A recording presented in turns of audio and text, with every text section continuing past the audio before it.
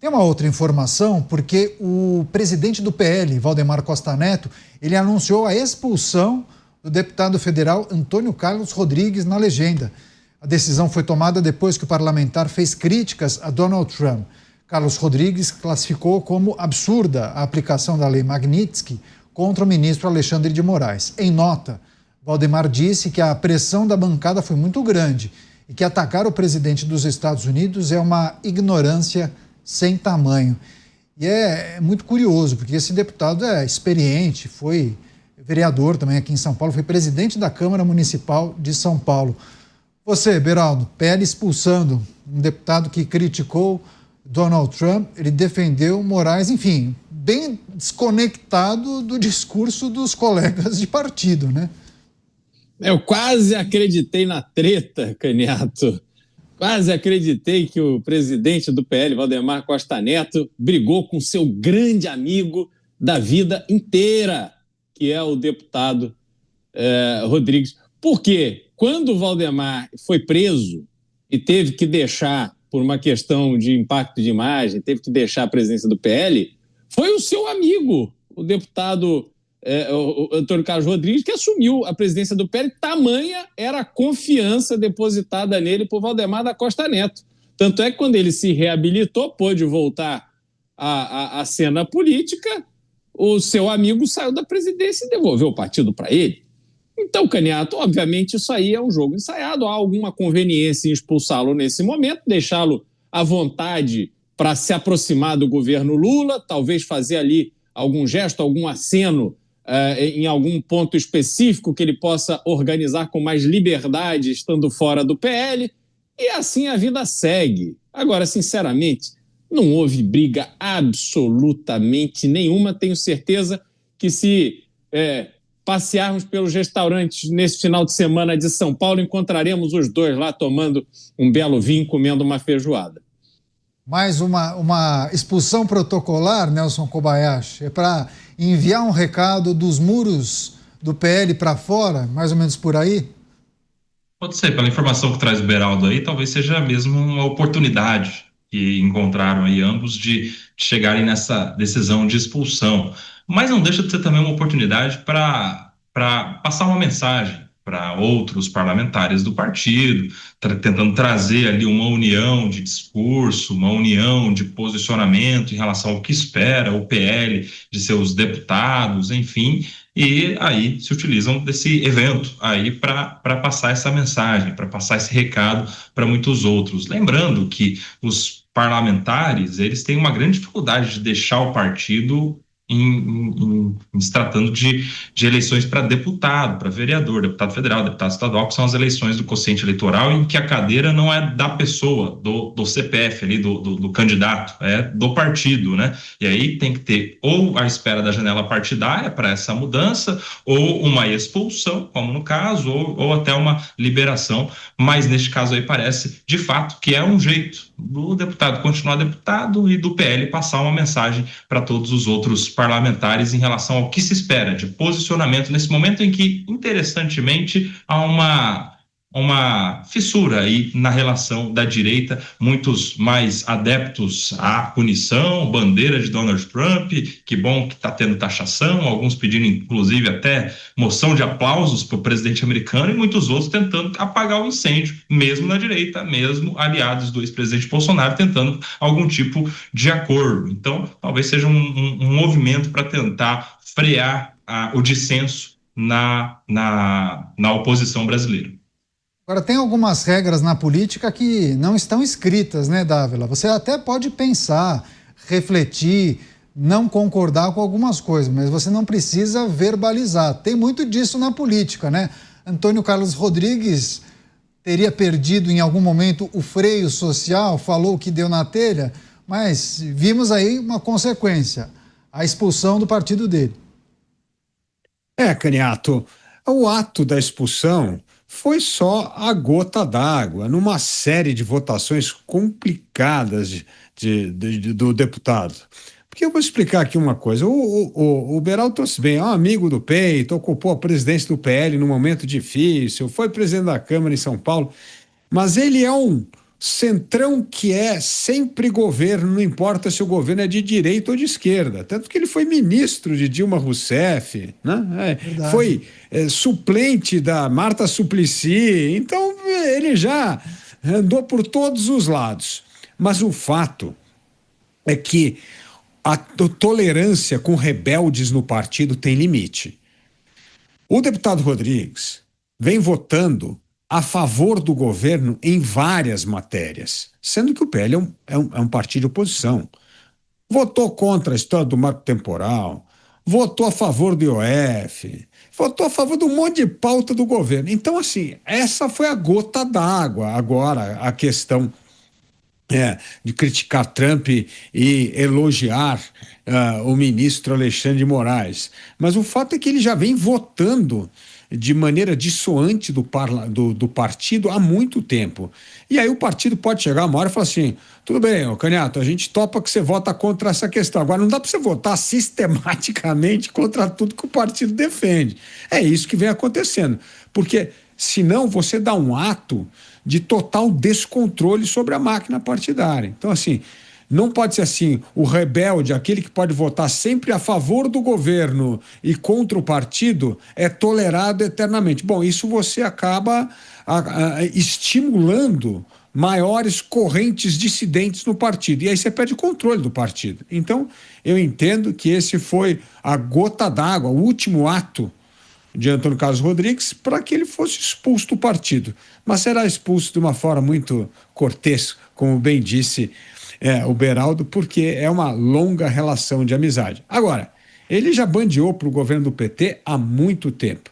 Agora, veja que coisa interessante, o principal partido da oposição, PL, tem mais de 60% dos votos na Câmara a favor do governo. É um negócio inacreditável.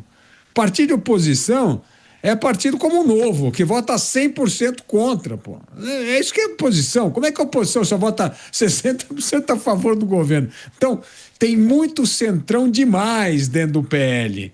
E isso, agora que a gente está se aproximando de uma eleição, é preciso começar a separar o joio do trigo, porque senão ele vai perder o controle do partido Valdemar Costa Neto. E isso ele não vai querer num ano eleitoral. Pois é, agora o Dávila deu um bom exemplo, né? Antônio Carlos Rodrigues talvez seja um dos grandes expoentes do Centrão, né, Beraldo?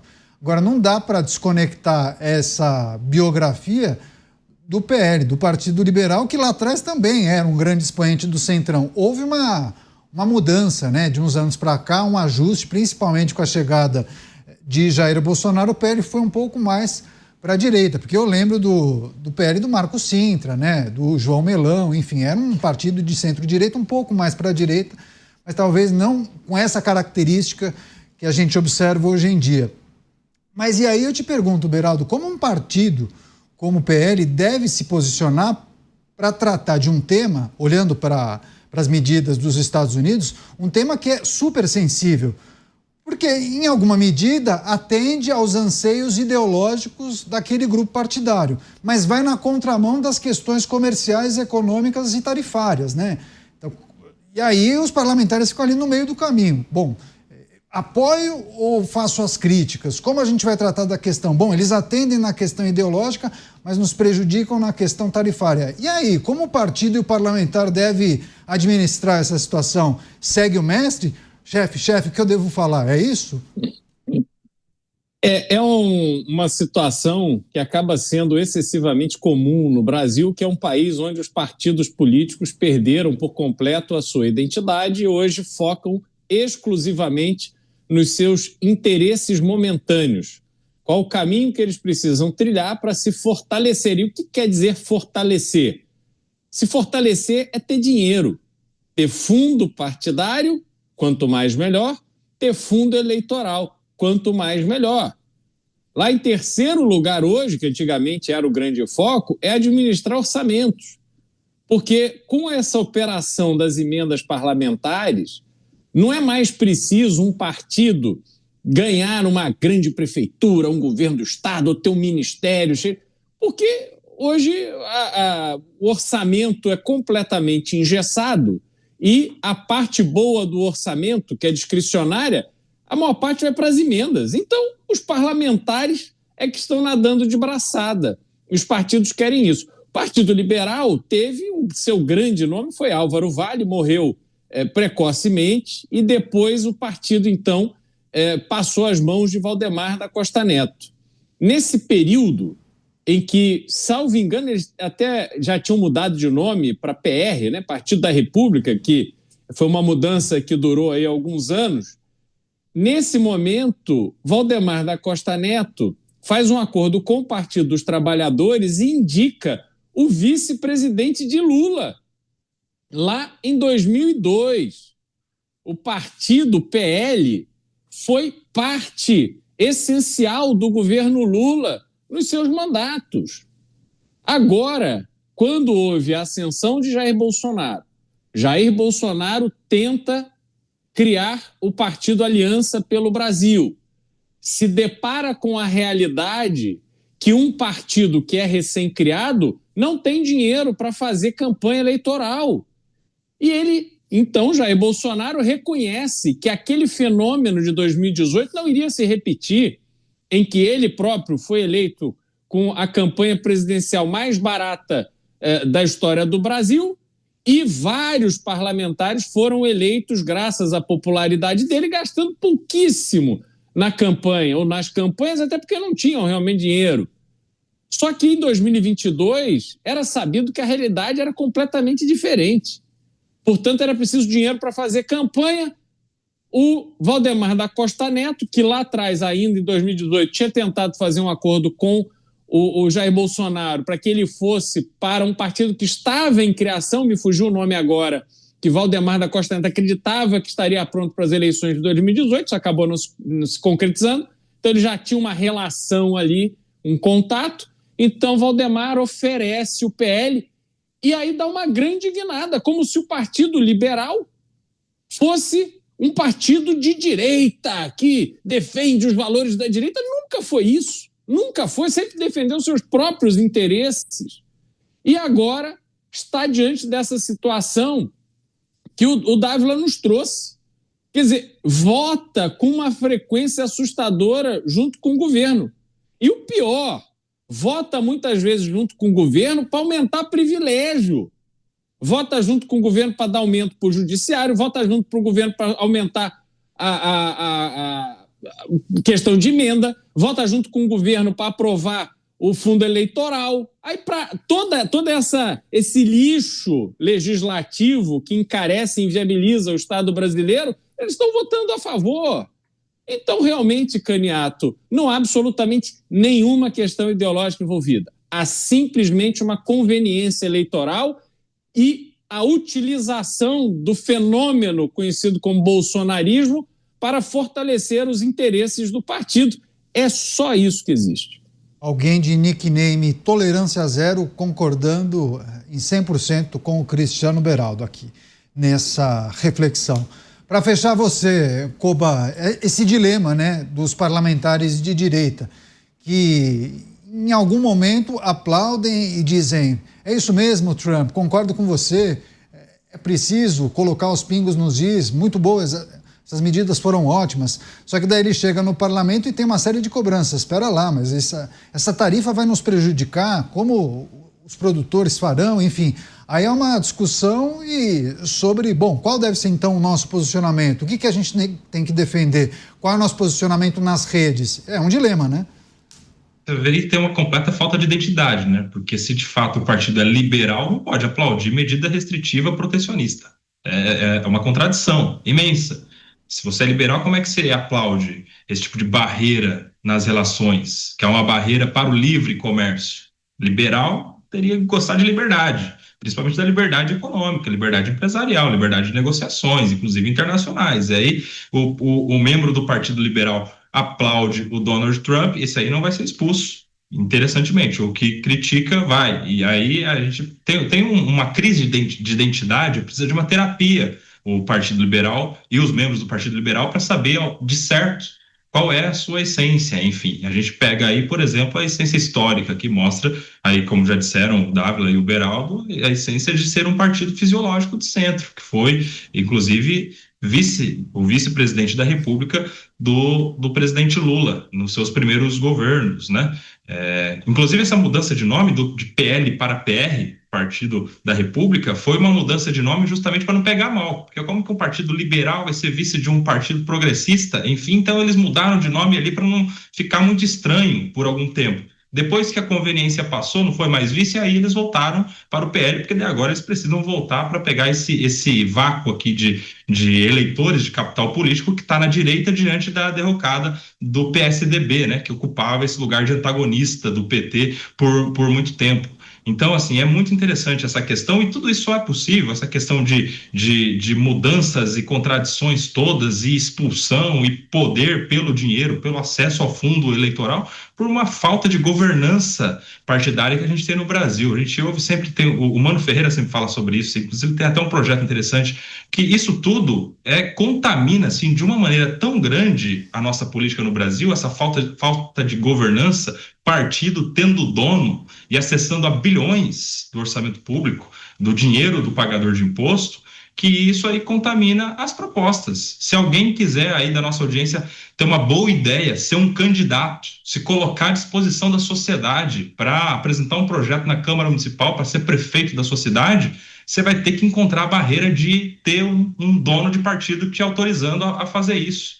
E é terrível, porque o dono do partido ele não está olhando para os projetos. Não é possível que alguém fique 30 anos tendo novas ideias para o Brasil em relação à ideologia. Não, ele está de olho no poder mesmo. E aí ele coloca parente para ser tesoureiro do partido. A gente viu isso acontecendo recentemente, né, no União Brasil. Enfim, a gente tem uma questão da pessoa ficar por décadas à frente de uma liderança partidária, mudando de ideia, muda de nome, muda de governo. Agora eu sou de direita, depois eu sou de esquerda, depender da conveniência. E, infelizmente, a população é que sofre com isso, porque não consegue alcançar o poder se não pagar o pedágio para um dono de partido nesse sistema partidário que a gente tem hoje. Para mudar isso, precisaria de mudança no Congresso. Mas quem é que manda no Congresso? Aí a gente tem um ciclo infindável. Pois é, 2 comentários a respeito das últimas 2 manifestações. Lembraram aqui, viu, Beraldo, aquele partido que estava sendo preparado por Jair Bolsonaro, Aliança pelo Brasil, com o número 38, não era esse? Não conseguiu... Mas o que eu me referia era um partido que o próprio Valdemar da Costa Neto estava articulando para ser criado. E esse acabou não vingando, assim como a Aliança pelo Brasil também não vingou. Pois é, e aí, Koba, disseram, quando você trouxe essa informação da mudança temporária de nome de PL para PR, disseram, bom, então o PP ou progressistas também deveria fazer essa autoanálise e alterar o nome. O progressistas, o PP, né, Dávila, é uma mutação do antigo PDS, do Paulo Maluf, do Esperidião Amin, não é? É bem mais volátil do que o antigo PDS. Mas houve muitas mudanças. PDS, é verdade. O PDS depois virou PPB, enfim, várias mudanças, e hoje em dia, salvo engano, é o progressistas, enfim. É isso aí. História da política também encontramos por aqui.